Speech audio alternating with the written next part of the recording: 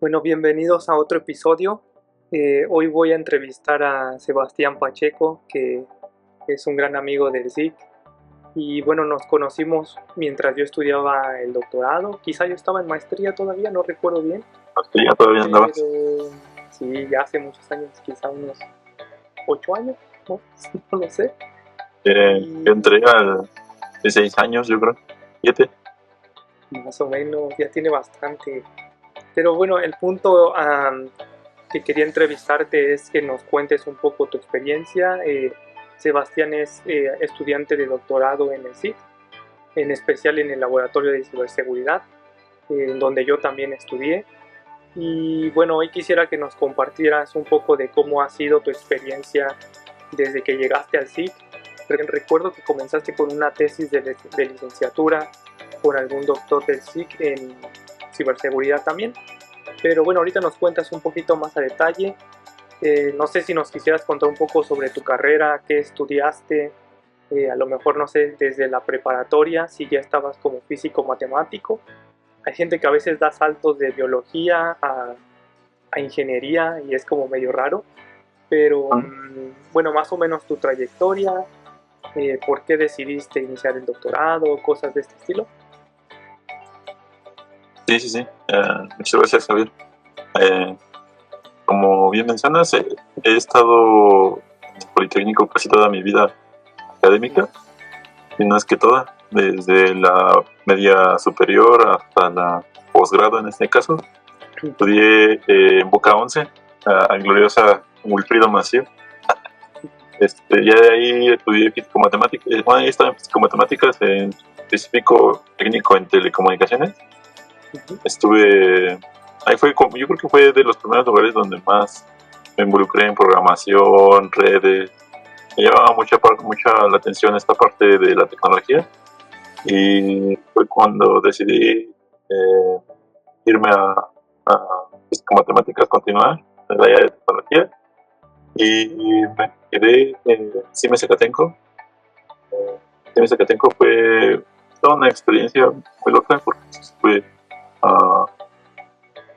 me gustaba de la electrónica, pero ya de plano sabemos que en México y en otras partes del mundo la electrónica es muy mal pagada.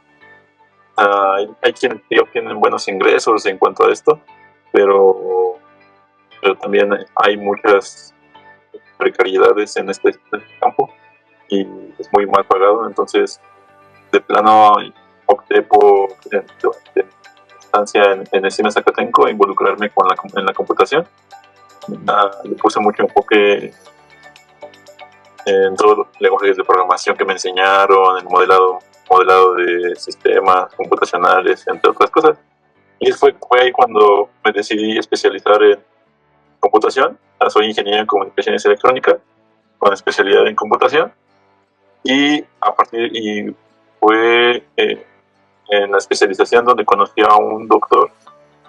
Bueno, ya lo conocía, pero cuando volví a reencontrarme con un doctor que me recomendó ir al laboratorio de ciberseguridad. Él en específico me recomendó ir con la doctora en esta, no me acuerdo no sé si tú recuerdas cómo se llamaba, la que se fue y ya se fue a Tailandia con su esposo.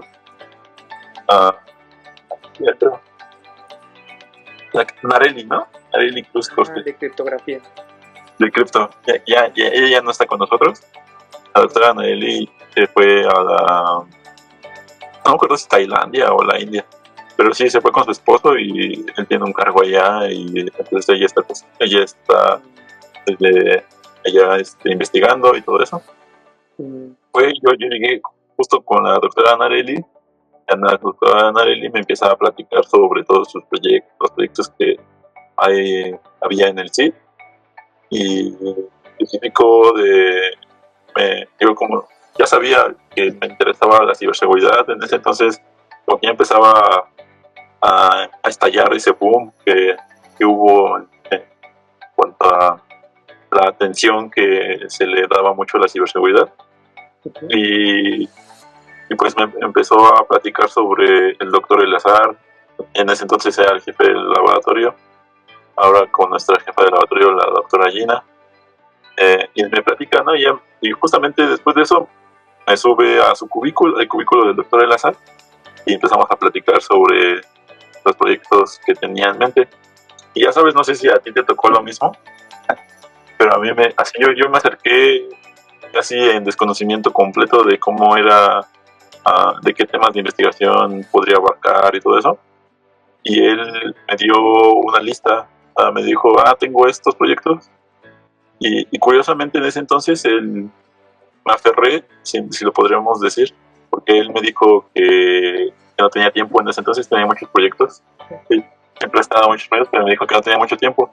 Pero yo le dije, curiosamente le dije, no importa, soy autodidacta y puedo hacer puedo acoplarme a su calendario. Y así fue como continuamos, ¿no? Empezamos las relaciones con el doctor Eleazar en específico, y él me dio dentro de mis me dio 3 temas. Si no me recuerdo, uno de ellos era de los que tú estabas trabajando. Estabas trabajando sobre, en ese entonces, como estabas en la maestría, creo que estabas trabajando sobre redes, ¿no? Bueno, estos, no recuerdo muy bien cuál era. Y ofuscación de redes. Sí, justo, me dio Protocol Scrubber y ofuscación. Y me dio un tema que apenas él estaba investigando, que ver si lo metía al laboratorio, y justamente eran los ataques adversarios. Era muy nuevo en ese entonces. De hecho, apenas el año pasado cumplimos 10 años de que empezó el Adversarial Machine Learning como tal. Y entonces me dice esto, y me dio otro tema que ya no recuerdo, pero al final, investigación, ya sabes, estuve viendo qué de interesante había el tema, y se me hizo muy padre porque en ese entonces estaba Christian Sakei y Angus Philo, estaban muy fuertes haciendo toda la parte de la divulgación de problemas para redes neuronales. Entonces ya tenían imágenes en las cuales podías ver cómo hacían que los clasificadores se equivocaran dependiendo de cierto tipo de imágenes muestra, modificándola o inyectándole cierto tipo de perturbaciones, ¿no? Y entonces ahí fue cuando me enamoré del tema, y a partir de ahí empecé a estudiar en la licenciatura. Fue mi tesis. Encima son proyectos terminales en octavo y noveno, pero pues fue un buen proyecto hasta eso, y me valió para que ese proyecto se convirtiera en tesis.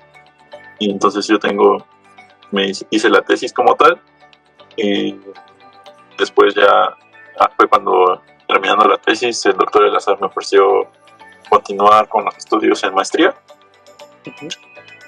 Y ahí fue cuando ya empezamos a ver y continuaba con el mismo tema y todas esas cosas, que pues sí, básicamente continué con el tema durante todos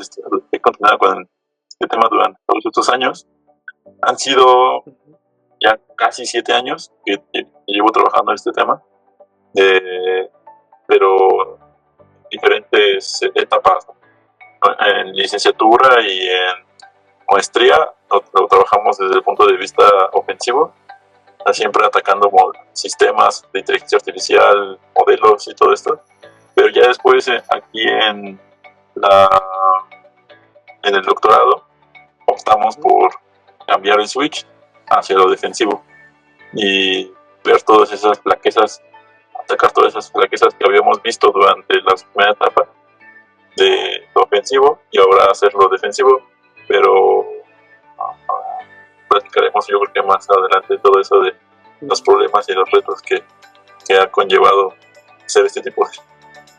Sí, de hecho, algo interesante es, he conocido mucha gente que estaba en el área de electrónica, creo que muchos también de CIME, y cuando se mueven a la maestría, como que La parte más compleja es la programación, los algoritmos, cosas que probablemente ven muy básico en electrónica, y cuando se mueven a menos al área de ciencias de la computación, que es un poco más software en general, creo yo, y más en nuestro laboratorio, ¿no?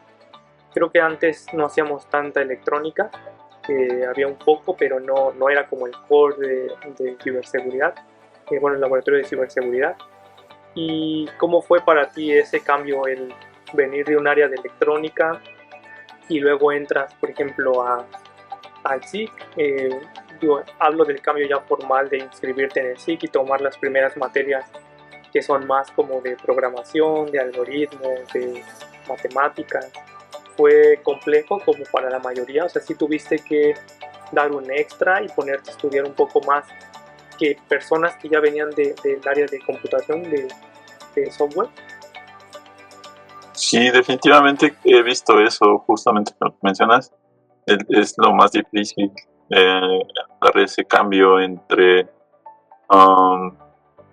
ya nosotros sí lo vemos en la carrera, o sea, sí vemos la parte, bases de datos, programación orientada a objetos,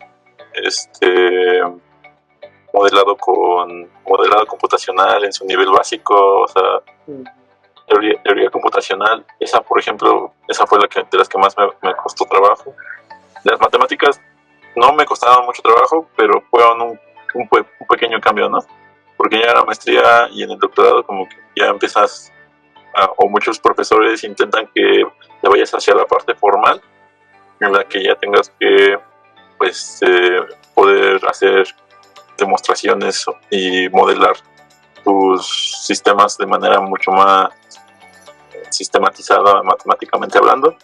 Y eso fue, yo creo que lo que más me ha costado hasta el momento, el comprender todos los sistemas desde el punto de vista matemático, que muchas veces, o sea, ese espectro tan grande que existe, muchas veces nos dice que no necesariamente tenemos que recurrir a las matemáticas para poder modelar ese tipo de sistemas, y eso es lo que también me ha costado mucho trabajo comprender.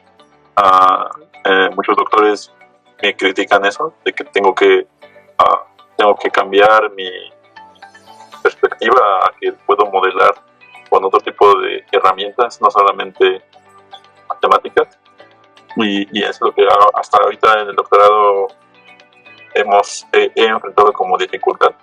Pero sí, lo difícil para mí en cuanto a cambiar de electrónica a este campo fue no la programación, esos no, pero sí fue el abstraer todo mi conocimiento hacia lo computacionalmente hablando, ¿no? No, yo nunca recuerdo mucho las clases del doctor Kemal, sus clases sobre teoría de la computación, y entonces ya ahí fue cuando dije, bueno, aquí ya hay algo diferente donde tengo que empezar a poner un extra. También las clases de la doctora Woja Sun, en cuanto a que eran matemáticas discretas. O sea, matemáticas, al final de todo son matemáticas, pero le estábamos dando otro enfoque, ¿no? Al final su materia, por ejemplo, ya usábamos las matemáticas para el campo de la computación como tal. Y de hecho se llama la materia así, matemáticas para las ciencias de la computación. No, sí, no sé si esto todavía no le evalúo. Me llegó la pregunta. Si no sé si haya sido lo estricto que era la doctora Wofason con su método de enseñanza o la materia en sí. Pero sí fue un reto, de hecho, para todos, yo creo, en cuanto a mi generación hablando. Oh, sí, bueno, yo también recuerdo que tuve esas materias, también tuve con ambos profesores clases, con el doctor Chimal y la doctora Wofa. Y bueno, en mi caso yo venía del área de computación, así que el tipo de matemáticas discretas que veíamos era similar a lo que veíamos en SCOM. También yo tomé clases con un doctor en SCOM que era matemático, entonces desde SCOM ya como que ya le había dado esa formalidad a la matemática discreta. Y también tomé teoría de grafos, no recuerdo cómo le llaman en SCOM, pero también el doctor que me dio esa materia era matemático y también le dio esa formalidad. Es cuando, al menos en mi caso, cuando entré con los dos, ya no era tan nuevo para mí, aunque sí era como medio intimidante, ¿no? Porque la doctora es de China y si ves tiene mucha experiencia y muchos artículos, y cuando veía quiénes eran los profesores decía, obviamente esto es como de muy alto nivel. Y probablemente sí, pero una vez, de hecho, bueno, ahora que estoy aquí o cuando vine a las estancias en Japón, te das cuenta de eso, que mmm, hay cosas que sí son intimidantes y doctores muy buenos, que en algún momento se vuelve parte de tu ambiente y se vuelve algo normal. Ya hablas de ataques de adversarios, hablas de modelado, de matemáticas, y ya no sientes como eso mismo que cuando entraste por primera vez al laboratorio decías, ah, no sé de qué me habla. Yo recuerdo mucho cuando a veces iba con el doctor Eleazar a sus clases, eh, no sé, alguna vez nos preguntó, no sé, por ejemplo, cómo funciona Traceroute, ¿no? Y yo le decía, no, pues yo ejecuto el comando y me dice qué saltos he dado, ¿no? Por qué routers he pasado. Me da ese tipo de información y decía, sí, pero esa es como la parte de ingeniería. Cómo funciona detrás, qué banderas están involucradas, qué protocolos usan, y ya así como ya muy específico. Te digo, esas clases a veces no siempre entendía de todo, y, pero te digo, en algún momento se vuelve normal, se vuelve parte de tu área y de tu trabajo y de tu especialización.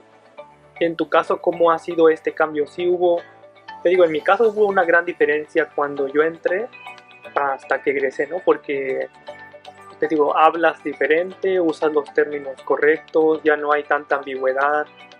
A diferencia, al menos ahora yo lo comparo con donde trabajo, sí es un poco formal, pero no, todavía hay mucha ambigüedad, como que a nivel de ingeniería la gente habla un poco más genérico. Y bueno, en tu caso, ¿cómo fue eso? ¿Sí hubo un choque donde dijiste, no entiendo de qué me habla? Como que ibas a preguntar algo y llegabas, y bueno, salías con una libreta con 20 notas para entender qué te quiso decir. ¿Y cómo ha sido tu experiencia en el SIC?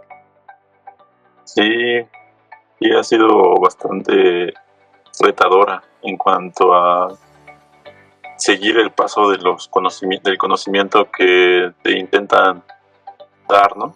O sea, el doctor Elazar, justamente también, yo creo que en muchas de sus clases las a lo mejor las tuvimos en común. Igual esa metodología que tiene él de enseñarte y ser muy minucioso y hacer que dudes, incentivar mucho esa parte de dudar de todo lo que hagas y preguntarte en cada una de las etapas. Entonces, sí ha sido muy retador porque he estado demasiado inmiscuido en las actividades en las cuales, como bien dices, también involucrado con doctores a un nivel en el que, por ejemplo, ahorita actualmente ya lo veo como una relación a par, entre pares. Justamente antes, cuando estaba en la licenciatura, y de hecho lo di en el curso, lo decía, y a lo mejor no lo dije con las mismas palabras, porque había público, entonces me puse un poquito nervioso, pero recuerdo mucho que nos dio el doctor, ¿no? Ya sabes que cada que hace una clase le gusta mucho dar el cierre de la clase, los comentarios positivos, los negativos sobre la clase, y entonces nosotros hicimos el coloquio de ciberseguridad, ya creo que hace un mes hicimos el coloquio, y en ese coloquio pues participamos muchos, ¿no? Ya sabes, en la organización y todo eso. Y al final de todo eso hice un comentario en el que, pues al principio cuando yo entré los veía todos como dioses, ¿no? O sea, en cuanto a la terminología, cómo hablaban, la manera de relacionarse, todo ese vocabulario que para muchos sonaba extraño en ese momento. Pero conforme he avanzado en la carrera, pues me he dado cuenta que me familiarizo cada vez más y me es más fácil. Si no conozco un término, me es más fácil intuirlo, ¿no? Con base en la base sólida que ya tengo, ¿no? O sea, de ciberseguridad, de todo lo que nos han enseñado en el laboratorio, ya me es más fácil involucrarme y, por ejemplo, me di cuenta mucho cuando participamos como revisores de pósters y había temas en los cuales yo no soy experto, pero sí puedo ya tener esa minuciosidad para revisar algo y ser mucho más específico, ¿no? O sea, no criticarlo no con manera específica en el tema, pero sí hacer correcciones, por ejemplo, en el léxico, el lenguaje que se utiliza en ciberseguridad. Y sí, o sea, creo que sí que ayuda mucho, y el ambiente académico ayuda mucho a abrirte un poquito el panorama en cuanto a toda esa tecnología que está detrás, ¿no? Y no solamente quedarte con lo superficial, como bien dices, en lo ingenieril. A lo mejor podríamos definirlo como ese tema. Oye, y hablando, por ejemplo, de cómo el SIG te ha permitido como conocer otros ambientes, desarrollar más habilidades, en general, ¿qué aspectos del SIG, incluso me podría decir del doctorado, pero creo que es un poco más del SIG? No sé si en otros doctorados lo hacen, pero en mi experiencia hubo muchas cosas que pude aprovechar, como intercambios, becas, creamos un club de seguridad, publicación de artículos. Y bueno, una vez que fui de intercambio, que más bien vine para acá, para Japón, eso te abre todavía más puertas a seguir como contribuyendo. ¿Cómo ha sido tu experiencia en cuanto a aprovechar todos esos recursos? He visto que has salido al extranjero, has dado conferencias, sin duda has hecho conexiones en el extranjero que a futuro te ayudan, como fue mi caso, ahora venirme a Japón después de terminar en México. ¿Cómo ha sido tu experiencia de todas estas pequeñas y que al final hacen un gran currículum de decir, sí, yo he revisado pósters, he publicado artículos, he ido al extranjero, he tenido beca, yo que sé, no sé cómo le llaman, beca BEIFI, que es como para alumnos de excelencia? Todas estas cosas, ¿cómo ha sido para ti? ¿Qué perspectiva tienes? Porque a lo mejor yo antes no lo veía tan claro, o sea, sí hacía muchas cosas, pero pues solamente porque me interesaba, o a veces el doctor Eleazar decía, ¿y por qué no hacemos esto? Con este producto que ya tienes, ¿por qué no hacemos esto? Y sí, como que te ayudaban a contribuir en muchas áreas. ¿Cómo ha sido esta experiencia para ti el unificarlo? ¿Ya lo ves unificado o todavía estás como en el punto de que eres parte del centro y es tu día a día? Porque digo, en algún momento es tu día a día y lo ves normal, pero ya una vez que sales y lo comparas con otras personas que han hecho doctorados en otros lugares, es como de, oye, ¿por qué no sabes de esto? ¿Por qué nunca hiciste esto? Y no sé si, te digo, para mí es que es el centro y el laboratorio, ¿no? También el asesor, te digo, el doctor Eleazar me guió siempre por muchos caminos que podíamos aprovechar. ¿Cuál ha sido tu experiencia en este aspecto? Sí, definitivamente todavía no lo tengo unificado. Y o sea, justamente ahorita que lo mencionas, o sea, todo eso que nos ofrece el centro y que de repente estás muy inmerso en estas actividades y que como estás tan inmerso no te das cuenta de el valor que tiene, ¿no? A lo mejor muchas veces el doctor trata de dejar en claro que es algo muy valioso, y entonces yo todavía, a lo mejor todavía me encuentro en esa parte de de que estoy procesando todo lo que he hecho. He estado como que en una parte, yo a diferencia tuya no he hecho intercambio, y no creo que lo vaya a hacer en el doctorado. Me enfoqué durante el doctorado más en hacer proyectos en colaborativos con instituciones, en este caso fueron casi todas públicas. Durante todo el doctorado he estado involucrado en actividades tanto en el centro de respuesta a incidentes que tenemos ahí en el centro, como en proyectos tanto académicos y dando clases. O sea, ya estoy en la parte de con el Tecnológico de Monterrey, entre otras cosas. Pero ahí viene el ruido. No se escucha tanto. ¿No? Fue el ruido de la Ciudad de México ahí. Hay una moto ahí pasando a toda la ciudad. Así como te mencionaba, o sea, mi enfoque ha sido más que nada forzado tal vez. O sea, en un principio sí vislumbraba el hecho de salir en una estancia o algo así. Pero, o sea, mi formación ha ido cambiando, y entonces ahora solamente me he enfocado en actividades de otro tipo, ¿no? O sea, no, ya viendo la estancia en este momento, porque todavía es posible, o sea, podría en octavo o noveno hacer una estancia, pero ya lo veo como lejano, ¿no? O sea, tal vez eso sería en un postdoc o algo así. Entonces, creo que ya me fui un poquito del tema. No, está bien, digo, al final la formación que nos dan, como dices, te permite muchas cosas.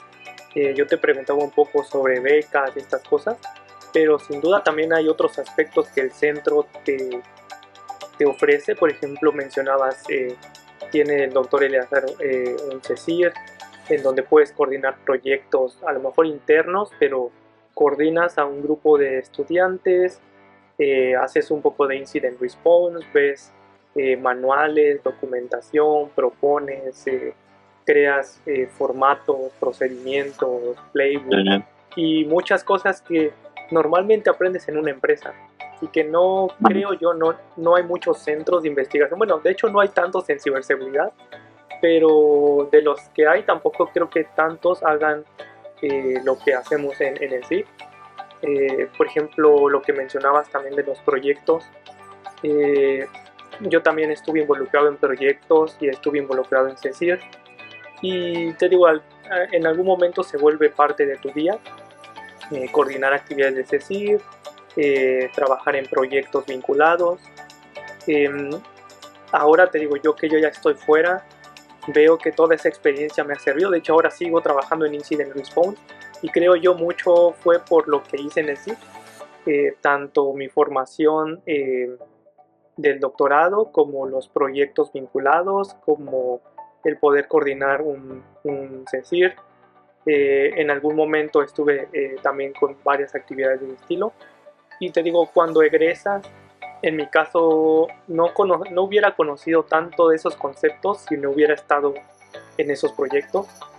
Y digo, no solo es que te formen para el doctorado, no simplemente es leer artículos, escribir artículos, tomar clases, no solo es esto.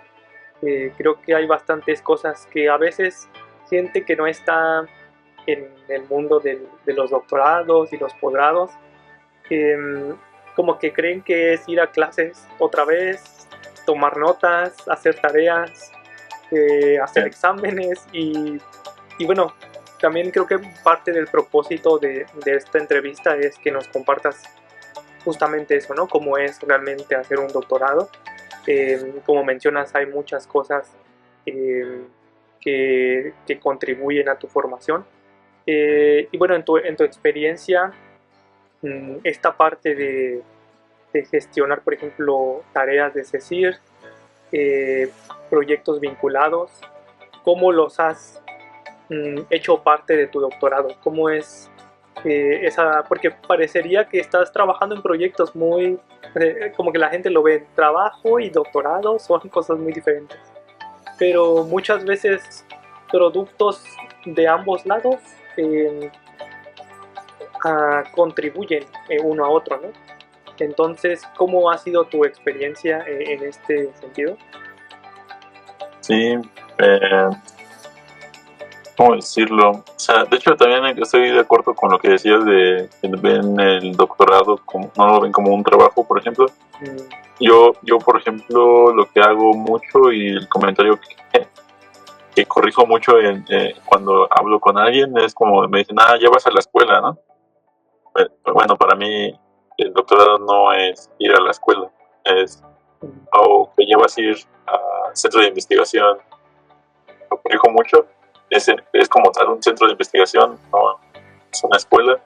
De hecho, muchos profesores en el centro de investigación ya no evalúan con exámenes o cosas por el estilo, sino que evalúan con proyectos, con una manera muy específica de evaluar conocimientos sin necesidad de un examen, en la cual te ponen mucho a prueba, ¿no? Es lo que distingue mucho a SIC, que te ponen mucho a prueba en cuanto a proyectos que seas capaz de realizarlos y materializarlos, no físicamente tal vez, pero sí en cuanto a modelado o cosas por el estilo, ¿no? Y en cuanto a los proyectos que he tenido, han sido pues ya varios, los cuales he contribuido con el laboratorio. Entre uno de ellos, por ejemplo, es uno en el que actué como evaluador interno de la 27001 y 27002. Estuvimos haciendo, ya ahí era justamente antes de entrar al proyecto, el doctor Elazar llega y me pregunta, me dice, ¿estás seguro que te voy a proponer entrar a este proyecto? Pero tienes que tener muy en claro que puede que afecte tu rendimiento académico, porque yo en el centro de investigación tienes que cumplir con 8 horas, según lo que estipula CONACYT, y dentro de las mismas reglas internas. Pero dentro de eso nos dijeron, si entras al proyecto, ya no van a ser 8 horas, sino que vas a tener que agregar otras 6, ¿no? Y ya son 14 horas pasar en el centro, que ya era, pues sí, bastante demandante, ¿no? El estar combinando entre estar en el centro de investigación y ir a campo a hacer entrevistas para el centro de investigación, para el proyecto, perdón, hacer todas las preguntas de auditoría. Después ya, una vez que tenemos esos resultados,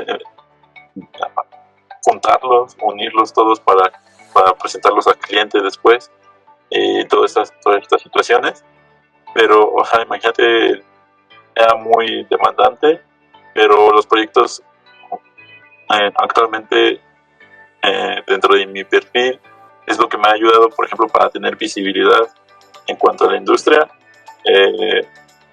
ya de ponerlo como en un portafolio en el que he contribuido en estos proyectos, he desarrollado estas actividades, tengo estos conocimientos, ya hace como más atractivo no solamente en la academia, sino también en la industria, ¿no? Y en cuanto a CSIRT, pues ya llevo en el CSIRT, ya llevo como, creo que llevan por 2 años. Ahorita ya vamos a cambiar la estafeta a Alan, de hecho a Ivy. le vamos a cambiar la estafeta.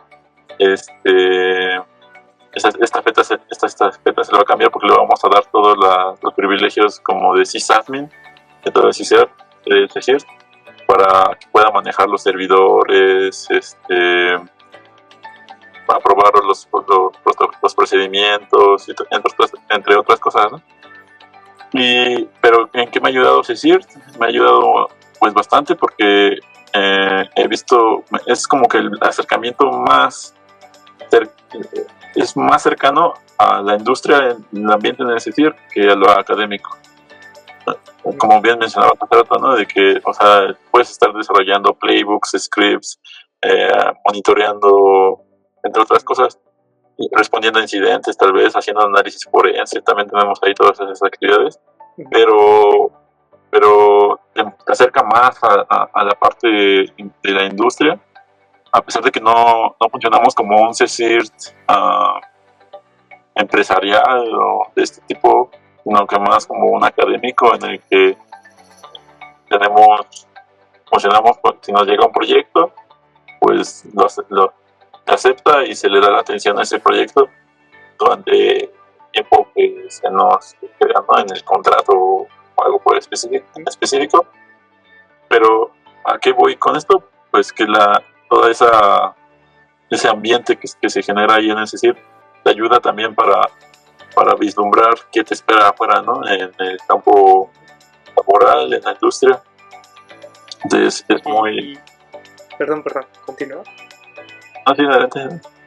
Digo, ahorita que mencionabas eso, me viene como a la mente cosas un poco más que, ¿cómo llamarlo?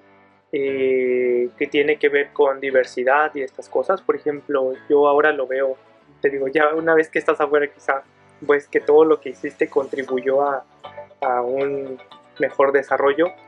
Pero, por ejemplo, en el pasado, quizá tú también los conociste a más, a Hamad, a muchos extranjeros.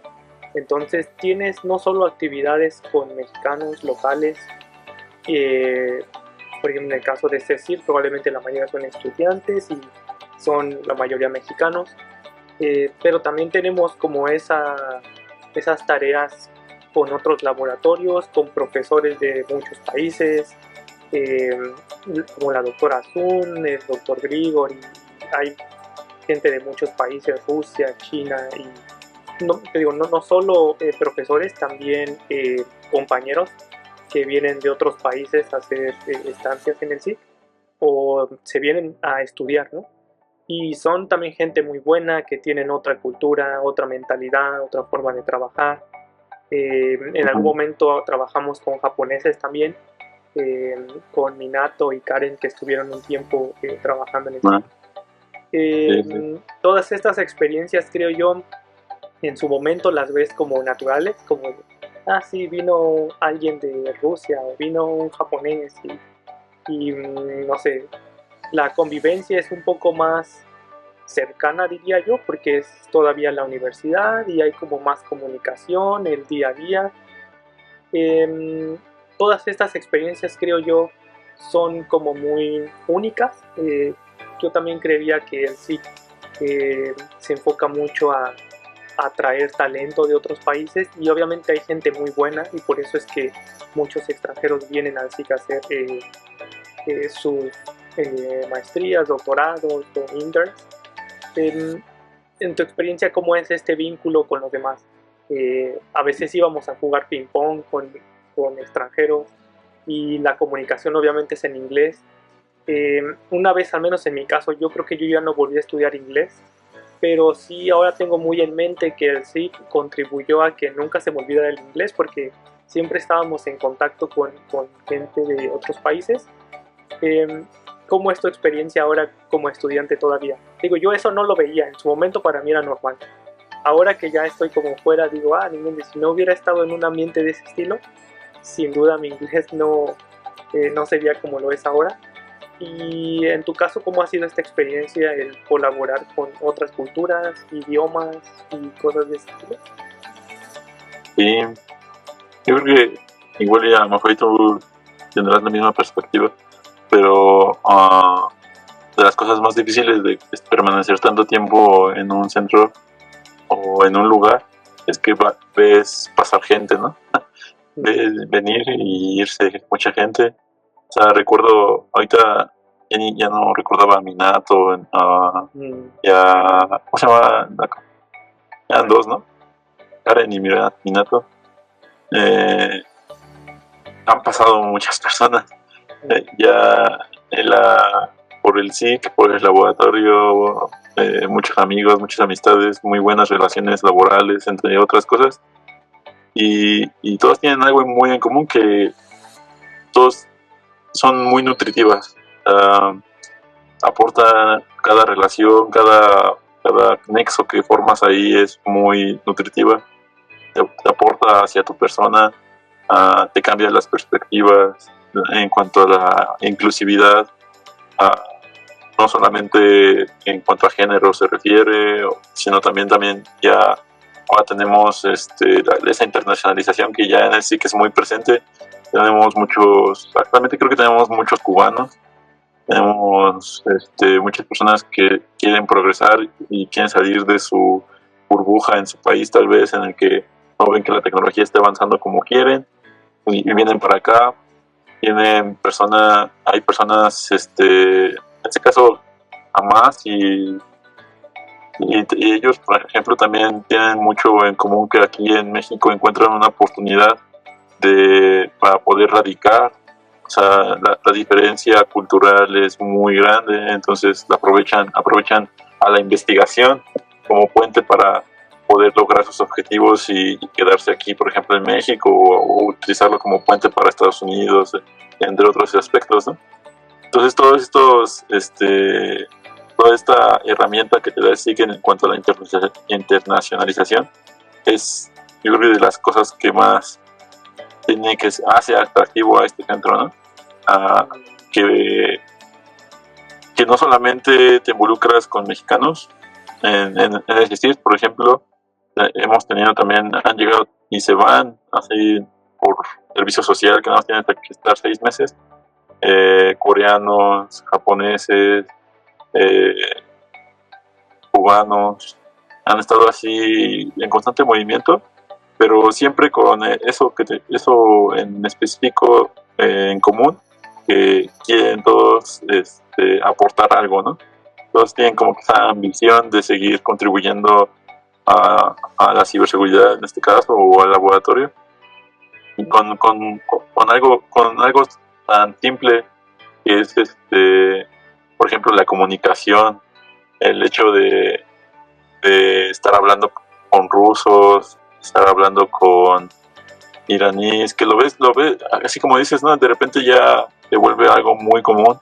Estás sobre la marcha trabajando, pero de repente sales a otros campos y te das cuenta que sí es algo de valor, ¿no? Que te aporta demasiado el hecho de que, por ejemplo, como lo que mencionas del inglés, a mí también creo que mi nivel de inglés se ha mantenido por ese simple hecho de estar conviviendo con extranjeros, y que la única vía de comunicación sea el idioma inglés. Y así, entre otras cosas.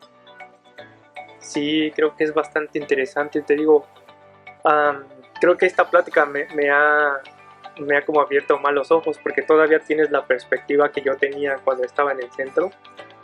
Porque te digo, en algún momento es normal y tú dices, sí, tengo amigos y a lo mejor he conocido gente de otros países y demás. Pero, por ejemplo, en mi caso, ahora que ya estoy en Japón, de vez en cuando me veo todavía con Karen ahí en Tokio, y ella tiene proyectos y está dirigiendo como cursos y está haciendo muchas cosas en Japón, y lo ves de una manera muy diferente, porque es muy diferente a como lo haríamos en México. El gobierno como que contribuye un poco más a la educación que en México. O sea, me refiero a una persona como que, o sea, no es una empresa, eres una persona dirigiendo cursos para compartir con los demás. Creo que en México a lo mejor todavía necesitas tener como más peso para que el gobierno te tome en cuenta para estas cosas. Y ni te digo, al final esas pequeñas colaboraciones que tuvimos en el pasado, al menos en mi caso, de alguna manera seguimos en contacto, y no sé, incluso por ejemplo con Más y con Hamad a veces nos ponemos de acuerdo y dicen, ¿cuándo vas a México? Y si yo voy, nos vemos y nos platicas de proyectos, ves qué están haciendo. Por ejemplo, Byron vino apenas a Japón, lo entrevisté también para el canal.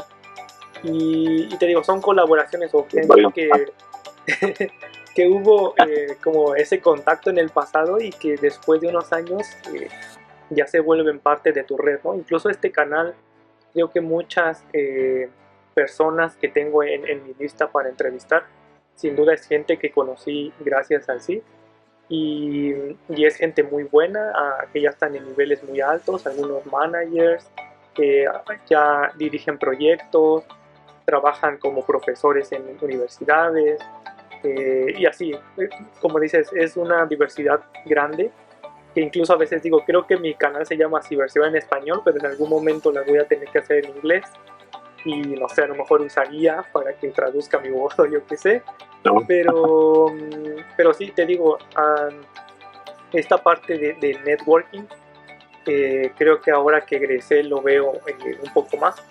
En su momento solo eran compañeros, ex compañeros, como dices, el SIC se mueve muy rápido porque cada 6 meses entra gente y se va gente y también a la vez eso digo, es bueno como parte de tu networking porque cada 6 meses como que haces un refresh de tus amigos, ¿no?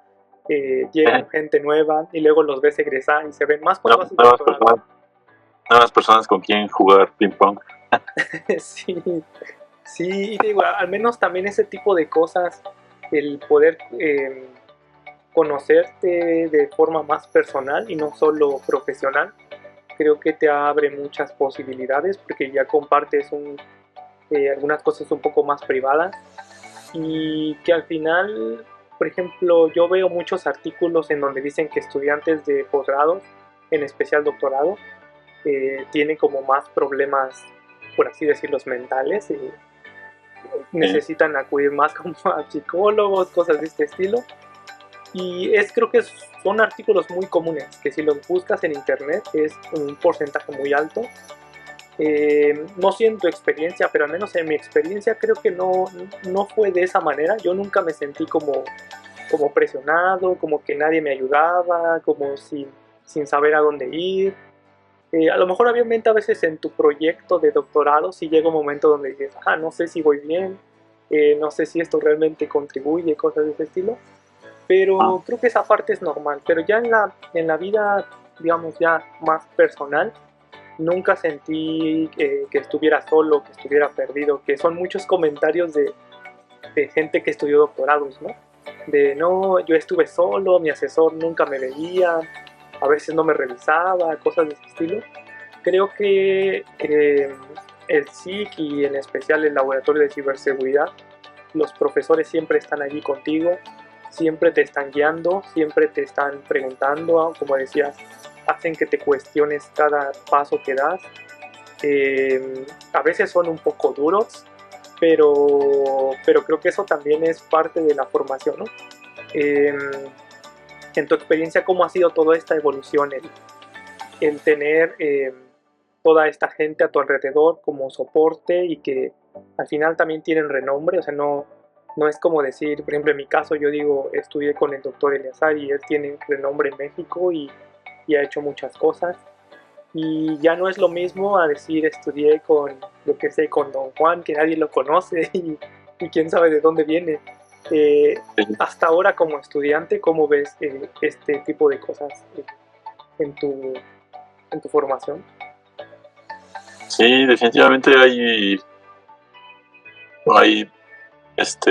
muchas opiniones en cuanto a lo que es hacer un doctorado, ¿no? Ha sido para mí, no me siento perdido tampoco, o sea, comparto eso contigo, o sea, he tenido una red de apoyo académica muy, muy buena. El laboratorio, no solamente el laboratorio, sino también te involucras, por ejemplo, con otros doctores de otros laboratorios en los cuales intercambias ideas y refrescas un poquito ese gusto por la ciencia, ¿no? O sea, que también platican de cosas muy interesantes. Los seminarios de otros laboratorios, ahorita actualmente laboratorios están haciendo sus escuelas de verano, de otoño, de invierno, para refrescar un poquito ese gusto por la ciencia, ¿no? Entonces, para mí el doctorado sí ha sido difícil en cuanto a que tengo que ser muy estricto con mi organización. Tengo que llevar una organización muy clara sobre en qué etapa me encuentro actualmente, y esto me ha ayudado a no caer en eso que mencionas, ¿no? Que a lo mejor muchos se sienten perdidos en cuanto a que no saben qué hacer, a lo mejor y piensan que su trabajo no está haciendo el impacto que querían crear desde un principio, entre otras cosas. Pero en el laboratorio, por ejemplo, muchos de los doctores comparten que no es necesario que el impacto que tu estancia en el doctorado, los resultados siempre sean positivos, ¿no? Sino que también puede que llegues a una metodología fallida, a resultados fallidos, y eso también es un aporte hacia la ciencia, en cuanto a que, bueno, ya tú sirves como como un experimento para que otros no cometan los mismos errores que tú, para al final de cuentas hacer esa pequeña contribución a la ciencia, y que haya un precedente sobre todas esas cosas que tú hiciste bien o hiciste mal, y que se puedan replicar, ¿no? Y no solamente enfocarnos en los resultados positivos. Es lo que yo creo que a muchos nos quema, o ocasiona ese pequeño burnout de estar enfocados siempre en querer aportar algo muy bueno, o que sea muy bueno, y nos hace estar en constante exigencia con nosotros mismos, así siempre, y al final nos cuesta mucho trabajo comprenderlo. No siempre va a haber resultados positivos, siempre a lo mejor tienes que tener la capacidad para criticarte a ti mismo y ver en qué punto te encuentras, y la capacidad de pedir ayuda también, ¿no? O sea, no solamente en el SIC, también a lo mejor en otras instituciones en las cuales te puedan orientar sobre qué siguientes pasos puedes dar para poder lograr pues un mejor resultado a nivel profesional en cuanto a tu doctorado se refiere. Pero eso a resumidas cuentas ha sido mi experiencia. Ha sido bastante fructífera, creo yo. O sea, me ha cambiado. No soy la misma persona cuando la maestría no me cambió tanto como el doctorado, creo yo. El doctorado como que me ha hecho una persona más estricta conmigo mismo.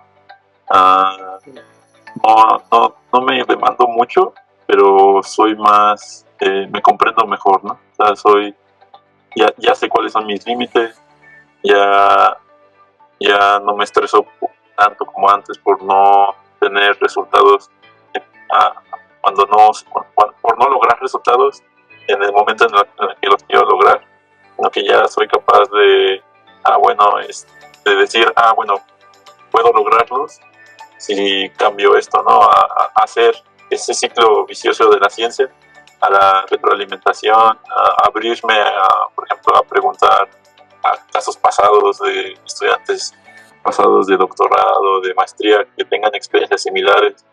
Eso me ha nutrido bastante en el doctorado. Sí, de alguna manera creo que la resiliencia que obtienes como en todas estas etapas es bastante grata al final de todo. Y bueno, ya para ir cerrando, ¿qué cosas le recomendarías a alguien que está perdido en este momento, que no sabe si trabajar, estudiar una maestría, o a lo mejor ya hizo maestría y no sabe si hacer doctorado o irse a la parte laboral? No sé, digo yo, porque la formación la hice en el SIC y pues hice maestría y doctorado en el SIC con el mismo asesor. Mi experiencia fue muy buena. No sé, por ejemplo, en tu caso, ¿qué dirías que sería un buen camino? En mi opinión, un buen camino es hacer la maestría y doctorado por todo lo que hemos hablado, tanto networking como expandirte a otras culturas, el conocimiento, todos los proyectos que se tienen, no solo la formación académica, sino también la profesional, tanto como en Sensible y cosas de ese estilo. Hay creo que muchos temas que de momento no los tengo en la mente, pero son bastantes cosas que uno hace durante la formación. En ese aspecto, mi opinión es que es mucho mejor ir a un centro como lo es el SICU, en el caso del Laboratorio de Ciberseguridad, que irte a una empresa. En una empresa a lo mejor sí tienes a lo mejor compañeros incluso extranjeros y demás, pero no obtienes la formación académica. A lo mejor sí obtienes la profesional, pero no la formación como tan estricta y formal, hablando como de temas más de ciencia. En lo profesional, bueno, en las empresas creo yo aprendes muchas cosas técnicas, a resolver problemas, pero muchas veces no conoces el fondo, qué hay detrás de todo eso, de los bits, de cómo lo diseñaron, de por qué es vulnerable por diseño, cosas de este estilo que, por ejemplo, no sé, alguien dice, ah, sí, RP es vulnerable, ¿y por qué no lo arreglan? Y cuando tú vas como parte de tu formación y dices, oh sí, ¿por qué ese modelo o este protocolo lo modelaron de esta manera? Te das cuenta como de las limitantes que se tenían antes, como de las que hay ahora, y entonces tu perspectiva cambia totalmente, ya no ves las cosas de la misma manera. En mi opinión, por eso yo diría una formación más completa es irte a un posgrado, maestría y doctorado. En tu opinión, bueno, en tu opinión y también ¿qué consejos ahora que eres estudiante de doctorado le darías a alguien que se encuentra en esa etapa de su vida donde no sabe qué camino seguir, donde está perdido? Independiente a los salarios, creo yo que los salarios siempre es una pregunta de y si me dedico a esto, ¿cuánto ganas? Pero en realidad creo que ya eso es resultado de, ¿no? Pero, ¿qué consejos le darías a esas personas que están ahorita perdidas en esa etapa de su vida? Sí, muy buena pregunta. A ver, vamos a... Yo creo que el primero de ellos sería tener un plan de vida muy claro, ¿no? Si no tienes ese plan de vida y objetivos bien definidos en cuanto a tu vida se refiere, es muy fácil perder el rumbo y querer, por ejemplo, entrar a una maestría o un doctorado simplemente por el hecho de entrar, ¿no? No se justifica el hacer ese tipo de acciones, el entrar a la maestría y el doctorado nada más por entrar, pero pues hay muchas personas que sí lo hacen, tal vez a lo mejor y por no encontrar trabajo o cosas por el estilo, pero ese sí sería que seas muy objetivo, que te analices en cuanto a qué te aporta una maestría y qué te aporta un doctorado. En el caso de los estudiantes de licenciatura que estén por definir quieren o no una maestría, yo me iría más hacia la pregunta de si en lo que vas a hacer la maestría y si tienes ya definido un tema sobre lo que vas a hacer en la maestría, te va a ayudar a crecer profesionalmente y personalmente. En la maestría y los posgrados, como mencionabas, a diferencia de la industria de la industria, es que creces exponencialmente hablando en cuanto a formación personal. A lo mejor y en las empresas estás y creces mucho en cuanto a personalmente hacia los demás, hacia la imagen, hacia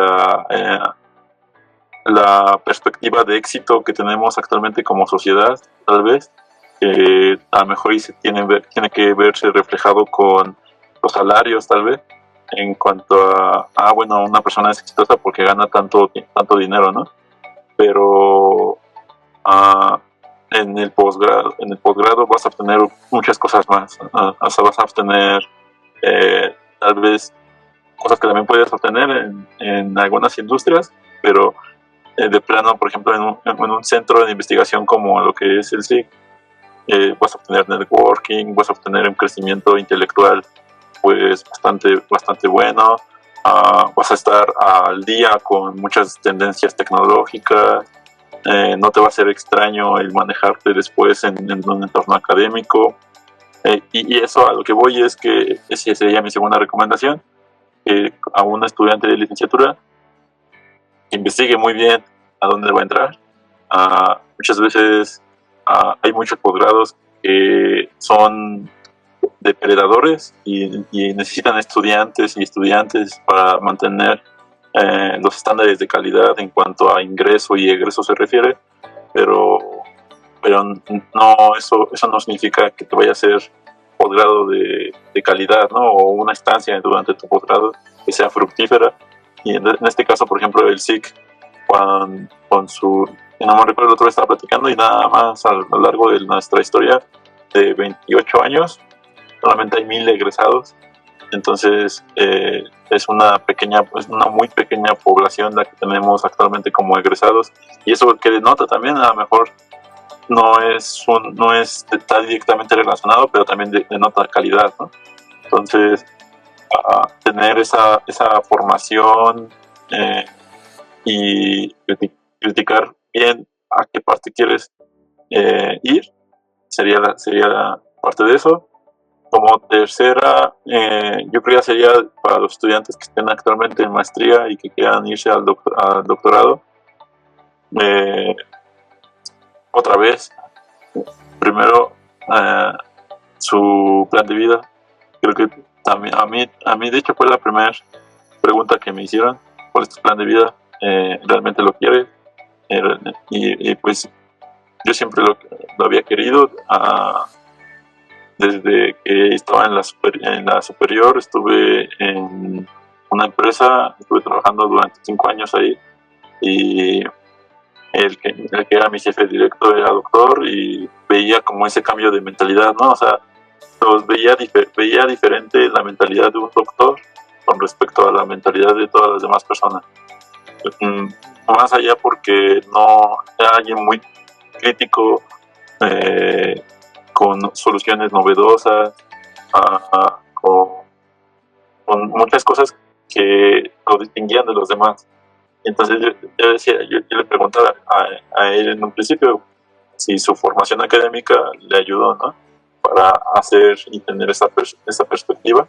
Y él me decía, él era de la UNAM, la Facultad de Ingeniería, y me dijo que sí, definitivamente el estar involucrado 24/7 en entornos académicos en los cuales estás pensando constantemente en nuevas tendencias, nuevos proyectos y todas estas cosas, le ayudó mucho.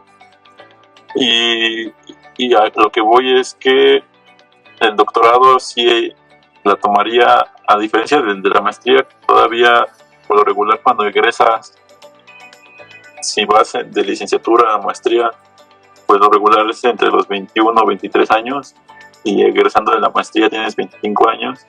Entonces, tienes que tener muy en claro si quieres seguir de la licenciatura a la maestría directamente, o hacer lo que recomiendan muchos, ¿no? No sé si a lo mejor a ti te ha tocado, pero muchos era que les decían, no, sal de la licenciatura, vete a la industria 1 o 2 años, ve si lo que haces es a lo que te vas a dedicar es lo que te gusta, agarra ideas del campo, de la industria, y después ya regresa a la maestría y aplica todo eso que conociste, ¿no? Esa idea para mí funciona muy bien, pero también incentivaría a aquellos que tienen su plan de vida muy definido y que quieren continuar directamente de la licenciatura a la maestría y de maestría a doctorado, si tienen muy en claro cuál es qué es lo que quieren hacer después de toda esa vida académica, ¿no? Porque al final de cuentas es alargar 6 años más tu vida académica. Entonces, de manera continua, ¿no? Sin descanso en la vida académica. Entonces ya, y de la maestría a doctorado, esa decisión, o sea, es más difícil por lo regular, porque lo que he visto actualmente en cuanto a los estudiantes de doctorado que ingresan con más edad, y con más edad, vaya, con más experiencia laboral tal vez también, o académica, porque hay muchos que son maestros o maestros en ciencias y ya ya hacen las labores de un doctor, solamente van a doctorado para formalizar esa carrera, tal vez. Pues he visto que el doctorado creo que para ellos es mucho más fácil, porque ya tienen muchas perspectivas mucho mejor formadas y tienen todo ya muy bien esquematizado sobre cómo funcionan las cosas, no solamente en la industria, sino también a nivel de management, en cuanto a cómo por ejemplo, hacer toda esa networking, y es más para ellos, es más, perdón, el ruido otra vez, es como que más nutritivo. O sea, creo que para ellos, los que actualmente, por ejemplo, en el centro tenemos a Sara de Jesús, se llama, y ella ya bueno, no sé cuántos tienen específicamente, pero ya ella decidió hacer la maestría y el doctorado de corrido después de estar un tiempo en la industria y en la academia como profesora. Lo decidió hacer, y creo que, por ejemplo, la manera en la que se maneja en cuanto al entorno es mucho más suelto.